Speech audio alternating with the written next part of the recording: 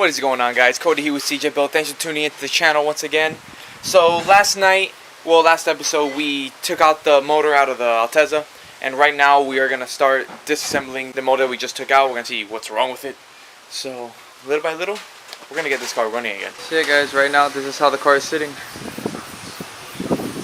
No motor. It's on jack stands.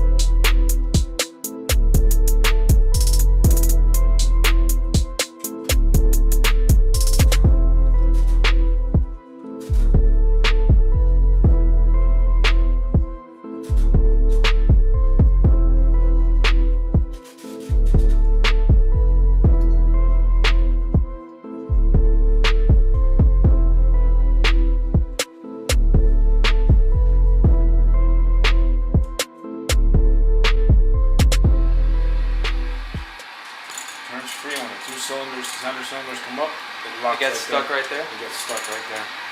So you think that's a rod bearing there? One of them, yeah. I don't know which one. Right there. It's every single time as soon as you get to the top. You hear it? They're not. Just let it go through it. It just gets stuck.